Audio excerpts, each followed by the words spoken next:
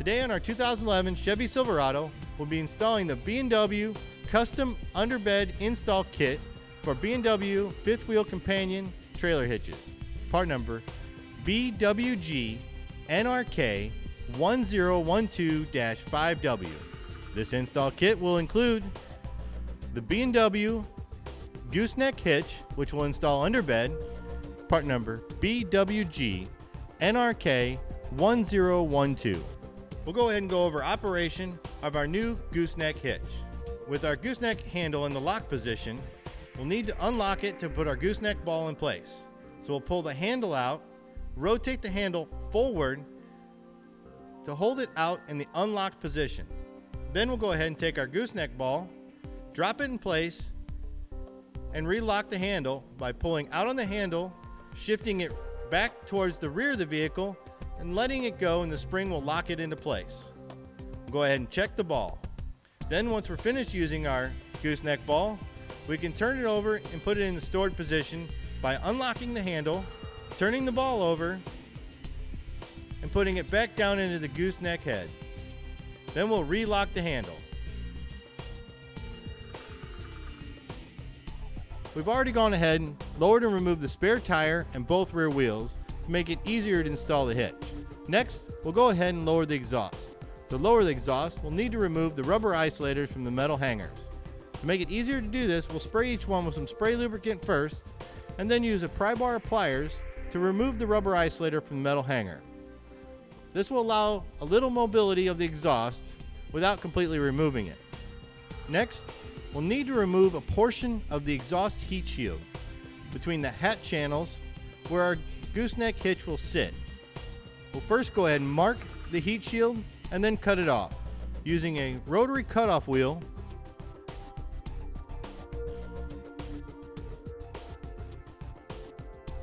Once we have the heat shield cut, we'll go ahead and lower the piece and remove it, as it will not be reinstalled. Next, we'll also make a notch in the bed lip on the passenger side, approximately 2 inches in length and in V in shape. We'll go ahead and mark it first and then cut it out with our rotary cutoff wheel. Now with that done, we'll move into the bed of the pickup. We'll need to mark our length as per the instructions in accordance with our bed length, and find the center of our pickup bed between wheel well to wheel well. We'll mark our length first and then check our center measurement going from side to side. Now, once we have our mark made, we'll go ahead and drill out a pilot hole. Once we have the pilot hole made, we can use our hole saw to cut out the 4-inch hole for our gooseneck to come up through the bed. Note, it is recommended to use a piece of plywood as a pilot for our hole saw. With a pre-drilled 4-inch hole in our piece of plywood, we'll go ahead and put our bit through the hole, line it up with our pre-drilled hole.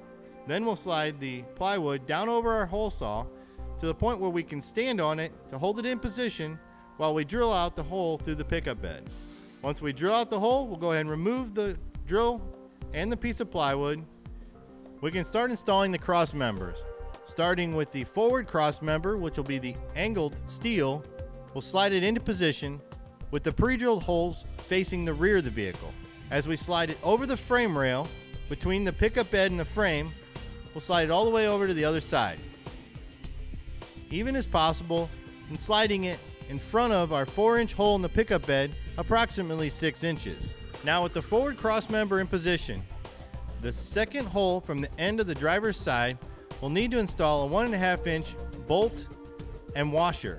The O-ring will help hold the bolt in place because it's over the gas tank and can be difficult to put in position after the center section is in place. So go ahead and take the bolt, feed it through the cross member, and secure it with the O-ring.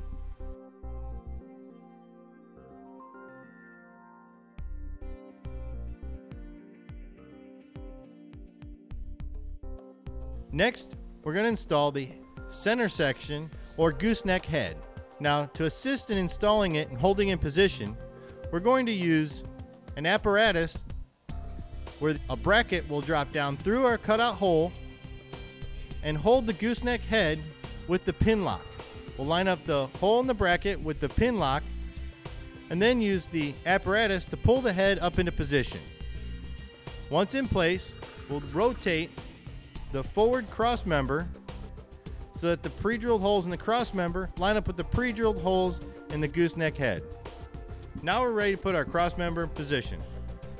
We'll use the 1.5 inch bolt, split lock washer and nut to secure the forward cross member to the center section. We'll install each fastener finger tight at this time.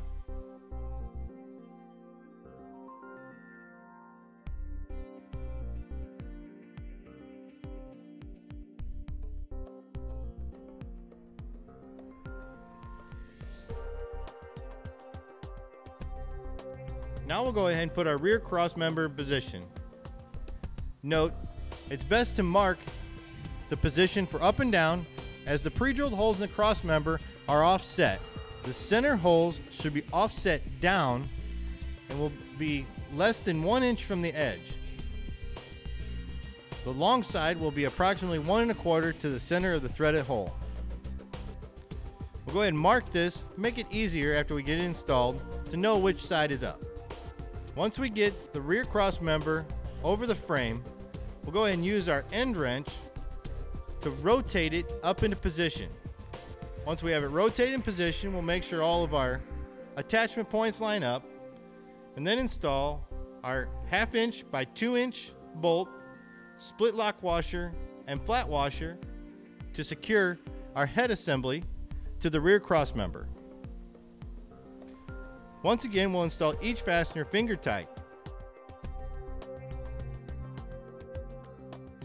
Now with the center section in place and secured to the front and rear cross members, we'll move to the outside of the frame at the wheel wells. Here we'll install the side brackets. To secure the side brackets, we'll use the pre-drilled holes in the frame and the hardware provided. We'll go ahead and prepare our hardware first, as we'll need to use the bolt guide and 5/8 bolts to secure the side bracket to the frame. We'll take the 5/8 bolts and thread it into the bolt guides first. Now we're ready to install the bolt guides into the frame. Using the access hole in the frame, here for our forward attachment point, we'll feed our bolt guide in position and out the pre-drilled hole. For our rear attachment point, we'll use the access hole on the inside of the frame and feed our bolt guide out to the attachment point. Once we have both bolt guides in place, we'll take the side bracket, fit it over the 5/8 bolts, lining up with our cross members. Once we have them in place, we'll secure the 5/8 bolts with a flat washer, split lock washer, and nut.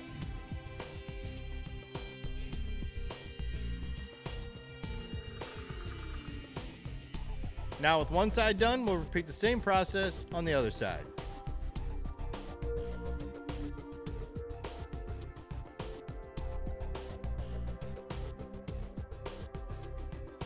Now that our side brackets are installed hand tight to the frame, we'll need to install the hardware to secure the side bracket to the cross member.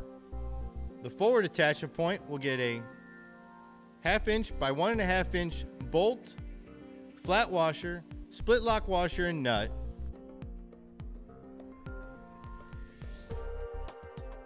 And the rear attachment point for the side bracket to cross member will get a 1/2 inch by 1.5 inch bolt, split lock washer, and flat washer, and thread directly into the rear cross member.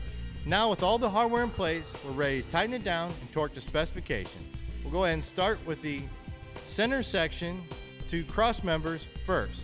Then we'll secure the side bracket to cross member and the side bracket to the frame. Once they're all tightened and torqued, we're now ready to install the gooseneck handle. The handle will feed through the center section and out over the frame and get secured with the bolt and nut provided.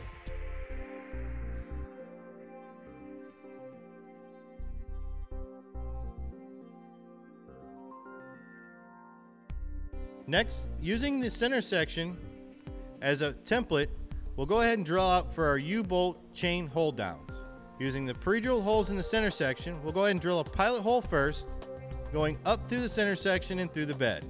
Once we have the pilot hole drilled out, we can go ahead and move into the bed, drill down through our pickup bed and through the pre-drilled hole in the center section.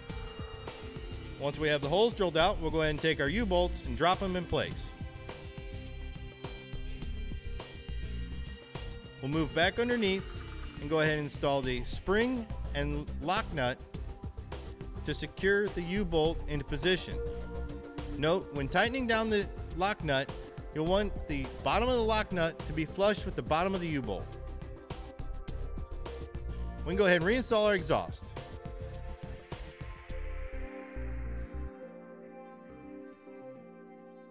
And that'll complete our install for the B&W Custom Underbed Install Kit for the B&W Companion Fifth Wheel Trailer Hitch, part number BWGNRK1012-5W.